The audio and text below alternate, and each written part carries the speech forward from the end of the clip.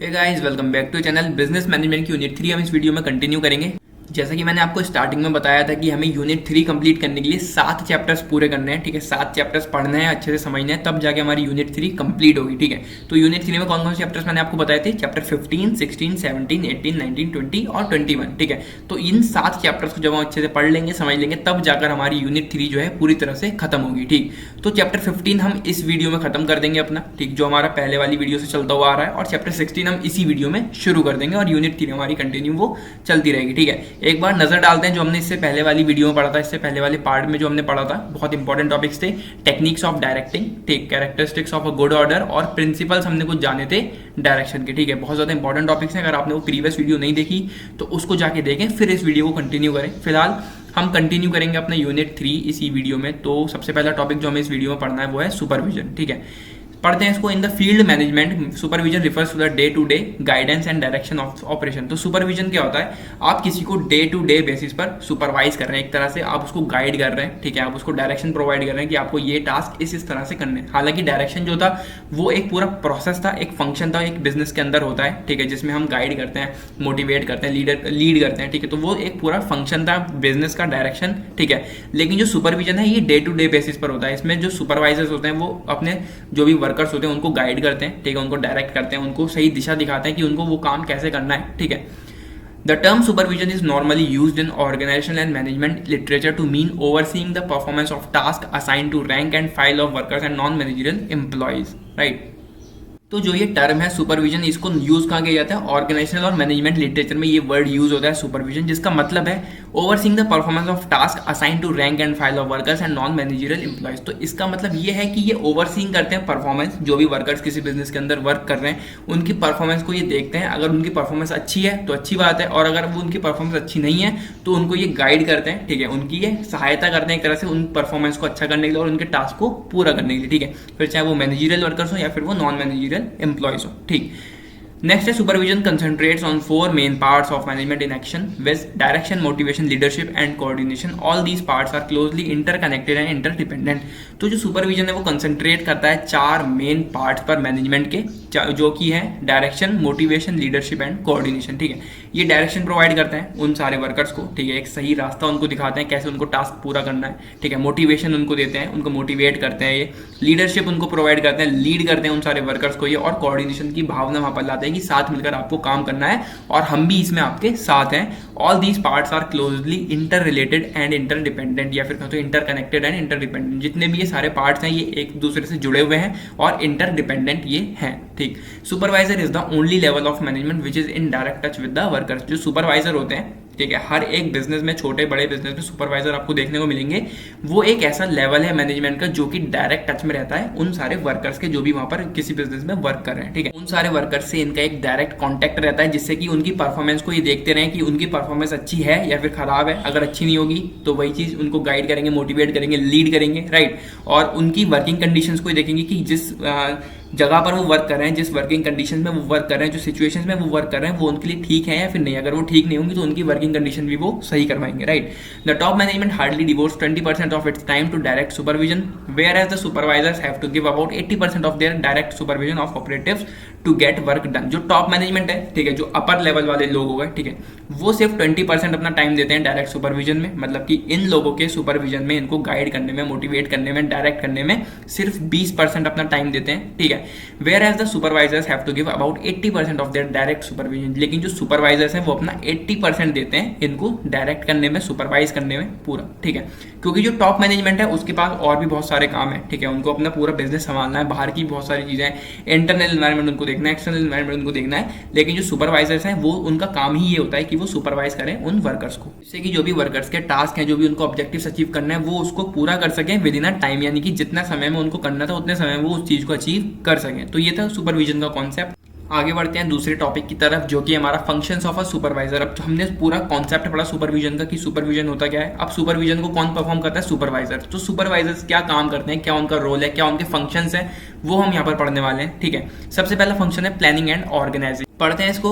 Supervisors basic role is to plan the daily work schedule of the workers by guiding them the nature of their work and also dividing the work amongst the workers according to their interest, aptitude, skills and interest. तो supervisors का जो सबसे basic सा role रहता है वो है daily work schedule करना कि जो भी वर्कर्स से उनको वर्क करवाना है, ठीक है, वो सारा वर्क वो शेड्यूल करेंगे, क्या क्या काम उनको देना है वो उसमें डिवाइड करेंगे उन सारे वर्कर्स में, प्लस जो काम वो वर्कर्स से करवा रहे हैं, ठीक है, उस काम को करने में वो उनको गाइड भी करेंगे, राइट। और जो काम उनको बांटना है, ठीक है, वो किस चीज़ का अकॉर्डिंग बांटेंगे कि वर्कर्स का क्या इंटरेस्ट है, क्या उनके स्किल्स हैं, ठीक है, क्या उनमें एबिलिटीज़ है कि वो वर्क कर सकते हैं या नहीं, तो वो सारी चीज़ें ध्यान में रखते हुए उनको काम देंगे। काम देने के बाद वो उनको गाइड भी करेंगे कि आपको इस तरह से वर्क करना है, ठीक। तो ये था पहला फंक्शन, प्लानिंग एंड ऑर्गेनाइजिंग। उसके बाद है प्रोविजन ऑफ वर्किंग कंडीशन। अब वो वर्किंग कंडीशन भी देखेंगे पूरे बिजनेस की। A supervisor plays an important role in the physical setting of the factory. जो पूरी फिजिकल सेटिंग रहेगी उस फैक्ट्री की, जो भी इक्विपमेंट्स है वो कहाँ होने चाहिए, जो सारी मशीनरी है वो कहाँ पर होनी चाहिए, ये सब चीज़ें भी वो देखेंगे, अरेंज करेंगे उन सारे फिजिकल रिसोर्स को उसकी सही जगह पर। This involves providing proper sitting place. इसमें क्या क्या चीज़ें आती हैं कि वो सिटिंग प्लेस प्रोवाइड करें, कहाँ लोगों को बैठना है, ठीक है, कहाँ एम्प्लॉयज़ बैठेंगे, कहाँ मैनेजर्स बैठेंगे, कहाँ पर जो लोग आ रहे हैं वहाँ पे आ जा रहे हैं वो लोग कहाँ बैठेंगे, सिटिंग अरेंजमेंट उनको देखना है, वेंटिलेशन उनको देखना है, ठीक है, लाइटनिंग उनको देखनी है, वाटर फैसिलिटीज़ उनको सब कुछ देखनी है। तो सारा जितना भी फिजिकल रिसोर्स वहाँ पर रहेगा वो सही जगह पर होना चाहिए, और उसमें sitting place, ventilation, lighting, water facilities, ये सब चीज़ें भी आती हैं, ठीक है। नंबर 2 फंक्शन था ये। आगे बात कर रहे हैं नंबर 3 की, लीडरशिप एंड गाइडेंस। वही चीज़ है कि वो लीड भी करते हैं और गाइड भी करते हैं। A supervisor is a leader of workers under him, ठीक है। सुपरवाइजर के अंदर जितने भी वर्कर्स आते हैं उनको वो लीड करते हैं, ठीक। He leads the workers and influence them to work their best. वो उनको लीड करते हैं और उनको इन्फ्लुएंस करते हैं कि वो अपना बेस्ट दे सकें किसी भी काम में। He also guides the workers by fixing production targets and by providing them instructions and guidelines to achieve those targets, ठीक है। जो सुपरवाइजर्स होते हैं वो अपने वर्कर्स का एक प्रोडक्शन जो है, जो भी उनको टारगेट सेट करना है वो पहले से फिक्स कर देते हैं कि तुम्हें इतने इतने टारगेट सेट करने, ठीक, उनको ऑब्जेक्टिव्स वो सेट कर देते हैं और उनको प्रोवाइड करते हैं, इंस्ट्रक्शंस प्रोवाइड करते हैं, गाइडलाइंस प्रोवाइड करते हैं, उनको लीड करते हैं उन सारे टारगेट्स को अचीव करने में। मतलब सुपरवाइजर क्या कर रहा है, उनको टारगेट्स भी दे रहा है कि तुम्हें ये काम करना है, ये तुम्हारे टारगेट्स हैं, तुम्हारे ऑब्जेक्टिव्स हैं, और उनको अचीव करने में उनकी हेल्प भी कर रहा है, ठीक है। ज़्यादा से ज़्यादा जो भी वो कर सकते हैं, ठीक है, जितना अच्छा वो कर सकते हैं, वर्किंग कंडीशन अच्छी प्रोवाइड करना, ठीक है, वो सब चीज़ें वो करते हैं, इंस्ट्रक्शंस उनको देते हैं, गाइड उनको करते हैं। तो लीडरशिप और गाइडेंस उनसे पूरी मिल जाती है वर्कर्स को, ठीक। आगे बढ़ते हैं नेक्स्ट फंक्शन की तरफ, जो कि है मोटिवेशन, राइट। उसी में ये आ गया। A supervisor plays an important role by providing different incentives to workers to perform better. जो हमारा सुपरवाइजर है ये भी एक इनका इंपॉर्टेंट रोल है कि वो उनको डिफरेंट इंसेंटिव्स प्रोवाइड करते हैं वर्कर्स को, जिससे कि वो और ज़्यादा अच्छा परफॉर्म कर सकें अपने काम में, अपने बिजनेस में लेकर, ठीक है, उस पर्टिकुलर जगह पर। There are different monetary and non monetary incentives which can inspire the workers to work better. ऐसे कुछ मॉनेटरी कहें तो इंसेंटिव्स भी होते हैं और नॉन मॉनेटरी इंसेंटिव्स भी होते हैं जो वर्कर्स को इंस्पायर करने के लिए सुपरवाइजर्स यूज़ करते हैं, वर्कर्स को और ज़्यादा बेटर वर्क करवाने के लिए वो यूज़ करते हैं, राइट। नेक्स्ट है controlling. Controlling is an important function perform by supervisor. This will involve, हमने कंट्रोलिंग प्रोसेस एक बिजनेस ऑर्गेनाइजेशन में भी पढ़ा है, ठीक है। कंट्रोलिंग में क्या होता है, जो भी हमारी एक्टिविटीज चल रही है, ठीक है, हम उसको पूरा देखते हैं, उस पर नजर रखते हैं और जो भी वहाँ पे कमी हमें दिख रही होती है उसको ठीक करते हैं। सुपरवाइजर भी वही चीज़ करते हैं, उन सारे लोगों को, उन सारे वर्कर्स को वो देखते हैं, ठीक। उसमें क्या क्या चीज़ें आती हैं, recording the actual performance against the time schedule, कि जितना टाइम शेड्यूल उसको मिला हुआ है, ठीक है, कि अगर वर्कर से मैनेजमेंट ने कह दिया कि तुम्हें इतने समय के अंदर ये सारा वर्क करना है, तो वो एक्चुअल परफॉर्मेंस देखेंगे कि टाइम शेड्यूल के अंदर ये सारा काम हो भी जाएगा या फिर नहीं। आपको एक आइडिया लग जाता है जब आप परफॉर्मेंस देख रहे होते हैं इंसान की, कि इतने समय जितना उसको मिला है उतने समय में वो कर देगा या नहीं, ठीक है। तो रिकॉर्ड करते हैं एक्चुअल परफॉर्मेंस टाइम शेड्यूल के अगेंस्ट। नंबर 2 है checking the progress of work. जो वर्क वो कर रहे हैं उसकी प्रोग्रेस वो देखते हैं कि कितना उसमें सुधार आया उस काम में, ठीक है, कितनी उसकी ग्रोथ चल रही है, right. Finding out deviations if any and making solutions. तो अगर वो वर्कर्स कुछ भी कमी कर रहे हैं अपने काम में तो वो उस चीज़ को देखेंगे, ठीक है, जो सुपरवाइजर होते हैं उन कमियों को वो देखेंगे, बाहर निकालेंगे और उन कमियों के सॉल्यूशंस भी वो उनको देंगे, ठीक है। अगर कोई कमी होगी तो उसको सॉल्यूशन देंगे वो, और अगर नहीं होगी तो वो चलता रहेगा और उसको नज़र में वो रखेंगे, ठीक है, जिससे कि आगे कोई कमी हो तो वो उसको ध्यान रखें। If not independently solve, reporting it to top management. अगर कोई ऐसी चीज़ होगी जो सुपरवाइजर से सॉल्व नहीं हो रही है तो वो उस चीज़ को टॉप मैनेजमेंट तक पहुँचाएंगे कि ये चीज़ हमसे सॉल्व नहीं हो रही है, ये प्रॉब्लम यहाँ पर आ रही है, तो आप इसको कुछ सॉल्यूशन दो या फिर आप इसका कुछ भी इसका सही करो, मतलब, ठीक है। तो उसको वो रिपोर्ट करेंगे टॉप मैनेजमेंट को, ठीक। तो ये थे कुछ फंक्शंस सुपरवाइजर्स के। तो चैप्टर नंबर 15 इसी टॉपिक के साथ यहाँ पर खत्म हो गया, जिसमें हमने डायरेक्शन की काफ़ी सारी चीज़ें पढ़ी, सुपरविजन के बारे में हमने काफ़ी सारी चीज़ जानी। चैप्टर 15 की कहानी बस यहीं तक थी। यूनिट 3 हमारी लेकिन चलती रहेगी चैप्टर 21 तक।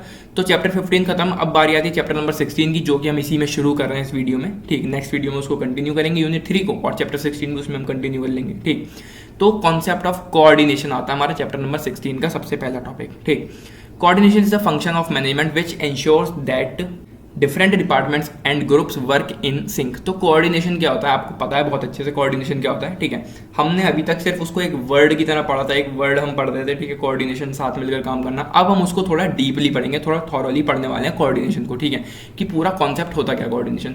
तो साथ मिलकर काम करना किसी भी कहें तो डिपार्टमेंट्स का या फिर लोगों का जो पूरा ग्रुप है उनका, 2-3 लोग एक साथ काम कर रहे हैं तो उनका सबका साथ मिलकर काम करना कोऑर्डिनेशन कहलाता है। फंक्शन होता है ये मैनेजमेंट का। ठीक है, बहुत इंपॉर्टेंट फंक्शन होता है किसी भी मैनेजमेंट का। कोई बिजनेस है, ठीक है, अगर वहाँ पे साथ मिलकर काम नहीं कर रहे हैं लोग तो बिजनेस में बहुत सारे लॉसेज आपको देखने को मिल जाएंगे। ठीक है, बिजनेस चलेगा ही नहीं जब वो कोऑर्डिनेशन वहाँ पर नहीं होगा। ठीक है, Therefore there is unity of action among the employees, groups and departments। इसलिए वहाँ पर unity of action भी होता है। ठीक है, किसके बीच में, एम्प्लॉयज के बीच में, ग्रुप्स के बीच में, डिपार्टमेंट्स के बीच में। It also brings harmony in carrying out the different tasks and activities to achieve the organization objectives efficiently।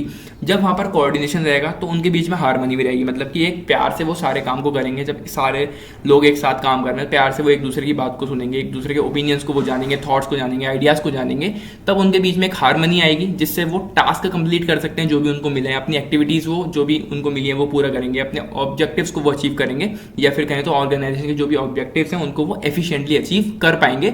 Coordination होगा तो हारमनी आएगी, हारमनी जब उनमें होगी यानी कि जो प्यार होगा उन सबके बीच में, उससे वो सारी चीजें कंप्लीटली अपनी करेंगे। ठीक है, थर्ड है coordination may be defined as an ongoing process whereby manager develops an integrated, orderly and synchronized patterns of group effort among the subordinates and try to attain unity of effort in the pursuit of a common purpose। एक definition आप ये भी लिख सकते हैं कि जो coordination है वो एक ऑनगोइंग प्रोसेस है, मतलब कि वो चलता रहेगा जब तक बिजनेस ऑर्गेनाइजेशन एग्जिस्ट करेगी, मतलब जब तक वो बिजनेस वहां पर रहेगा तब तक ये प्रोसेस चलता रहेगा। Whereby manager develops an integrated, orderly and synchronise pattern of group efforts. ठीक है, जहां पर मैनेजर जो है वो डेवलप करता है एक इंटीग्रेटेड, ऑर्डरली और साइंक्रोनाइज्ड पैटर्न ऑफ ग्रुप एफर्ट। ये तीनों वर्ड का मीनिंग जो है बहुत सिमिलर है। इंटीग्रेटेड जितने भी लोग हैं, जितने भी ग्रुप वहां पर बने हुए हैं या जो भी डिपार्टमेंट है, ठीक है, वो सब लोग एक हो गए हैं यानी कि इंटीग्रेटेड। ऑर्डरली मतलब वो सब एक ऑर्डर में लगे हुए हैं, एंड साइंक्रोनाइज्ड पैटर्न्स की मतलब एक ही डायरेक्शन में वो सारे लोग जाएंगे, मतलब एकजुट होकर वो काम करेंगे। ग्रुप एफर्ट वहां पर होगा। ठीक है, क्योंकि यहाँ पे क्या है, कोऑर्डिनेशन में होता क्या है, ग्रुप एफर्ट ही तो होता है, अकेले कोई कोऑर्डिनेट थोड़ी कर सकता है। तो वो सारे लोग मिलकर एक ग्रुप एफर्ट लगाएंगे among the subordinates and tries to attain unity of effort. जितने भी सबऑर्डिनेट्स का ग्रुप है, ठीक है, वो सब लोग एक ही डायरेक्शन में जाएंगे, एक ही उनके एफर्ट्स रहेंगे, एक ही ऑब्जेक्टिव के पीछे वो सब लोग लगे रहेंगे, तो यूनिटी ऑफ एफर्ट अचीव करेंगे वहां पर वो in the pursuit of a common purpose. एक उनका कॉमन पर्पस रहेगा जो कि होगा बिजनेस के ऑब्जेक्टिव, जो भी उनका सेट होंगे उनके ऑब्जेक्टिव्स की, उनके बिजनेस को यही अचीव करना है। उस ऑब्जेक्टिव के पीछे जितने भी सबऑर्डिनेट्स होंगे, जो उन्होंने ग्रुप करे होंगे, जो कोऑर्डिनेट कर रहे होंगे, वो सब लोग उस ऑब्जेक्टिव की तरफ चलेंगे। Coordination is a harmonious combination और इंटरैक्टिंग। जो कोऑर्डिनेशन है वो एक हार्मोनियस कॉम्बिनेशन है इंटरैक्ट करने का। हार्मोनियस कॉम्बिनेशन मतलब एक प्यार से वो सब लोग साथ मिलकर एक कॉमन पर्पस की तरफ चलेंगे और इंटरैक्ट करेंगे एक दूसरे से और उन ऑब्जेक्टिव्स को अचीव करेंगे। ठीक है, तो ये था कॉन्सेप्ट कोऑर्डिनेशन का। आगे बढ़ते हैं। नेक्स्ट है हमारा एसेंशियल फीचर्स ऑफ कोऑर्डिनेशन। यहाँ पे हम कुछ फीचर्स पढ़ेंगे कोऑर्डिनेशन के। सबसे पहला है it is an important function of management. इसका सबसे पहला फीचर यही है कि बहुत ज्यादा इंपॉर्टेंट फंक्शन है किसी भी मैनेजमेंट का। कोई भी छोटा बड़ा बिजनेस हो, वहां पर कोऑर्डिनेशन के बिना वो बिजनेस एग्जिस्ट नहीं कर पाएगा। ठीक है, मतलब कि उन सबका साथ होना बहुत ज्यादा जरूरी है जितने भी वर्कर्स वहां पर वर्क कर रहे हैं। Number 2, it is a continuous and never ending process in the field of management. ये एक कंटिन्यूअस और नेवर एंडिंग प्रोसेस है, मतलब कि हमेशा चलता रहेगा, कभी ये खत्म नहीं होगा। ये एक ऐसा प्रोसेस है in the field of management. Number 3 की अगर हम बात करें तो it refers to group effort and not to individual effort. तो कोऑर्डिनेशन का अगर हमें डेफिनेशन देनी है या फिर हमें कोऑर्डिनेशन वर्ड यूज कर रहे हैं तो वहां पर ग्रुप एफर्ट्स ही यूज होंगे, इंडिविजुअल एफर्ट वहां पे काउंट नहीं होंगे कोऑर्डिनेशन के अंदर। ठीक है, क्योंकि अकेला इंसान क्या एफर्ट लगाएगा वहां पे, कोऑर्डिनेशन हम नहीं कह सकते क्योंकि वो अकेला व्यक्ति है। लेकिन अगर वहीं पे 2, 3, 4 या एक पूरा ग्रुप बन जाए, पूरा डिपार्टमेंट एक हो जाए, तो वहां पर हम उसको कह सकते हैं यहाँ पे कोऑर्डिनेशन हुआ है, उन्होंने ग्रुप एफर्ट्स लगाए हैं किसी भी चीज को लेकर या किसी भी चीज के पीछे। ठीक है, नंबर 4 है it emphasises unity of effort and United action. इससे क्या होता है, यूनिटी ऑफ एफर्ट मतलब कि साथ मिलकर उन्होंने जो भी सबके एफर्ट्स थे, ठीक है, सबने एफर्ट्स लगाए एक ही डायरेक्शन में, तो वहां पे क्या हुआ, यूनिटी ऑफ एफर्ट हो गया, मतलब कि सारे एफर्ट्स मिल गए। ठीक, और दूसरी चीज यहाँ पर क्या हुई, यूनाइटेड एक्शन, मतलब कि जिस चीज को लेकर उन्होंने एक्शन लिया, सबने साथ लिया, तो वो यूनाइटेड एक्शन हो गया। ठीक है, सबके एक्शन वहां पर मिल गए, सबके एफर्ट्स वहां पर मिल गए, तो 2 चीज यहाँ पर अचीव हो गई, यूनिटी ऑफ एफर्ट और यूनाइटेड एक्शन। राइट। नंबर 5 है it aims at the achievement of the mission.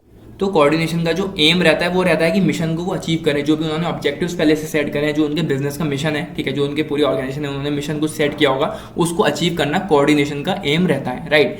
तो ये तो कुछ इसके एसेंशियल फीचर्स कोऑर्डिनेशन के, हमने इसमें कॉन्सेप्ट जाना कोऑर्डिनेशन का, और हमने इसमें जाने फंक्शंस ऑफ अ सुपरवाइजर। एक सुपरवाइजर जो रहता है किसी बिजनेस के अंदर, उसके क्या रोल है, क्या उसका फंक्शन है, ठीक है, क्या उसका पूरा वर्किंग रहती है, ठीक है, वो सब चीज़ हमने इसमें जानी, क्या सुपरवाइजर करता है, और सुपरविजन का कॉन्सेप्ट भी हमने इस वीडियो में जाना। तो बस इस वीडियो में इतना ही। आने वाली वीडियोस में हम यूनिट 3 को कंटिन्यू करेंगे, चैप्टर नंबर 16 अपना कंटिन्यू करेंगे, और ऐसे ही सारे चैप्टर्स कंप्लीट करके यूनिट 3 को भी खत्म करेंगे, ठीक है। फिर यूनिट 4 हमारी बचेगी, वो सब चीज़ें करनी है। तो उन सब वीडियोस को देखने के लिए चैनल को सब्सक्राइब करें, अपने दोस्तों के साथ वीडियोस को शेयर करें। मिलते हैं अगली वीडियो में। Till then take care and bye bye.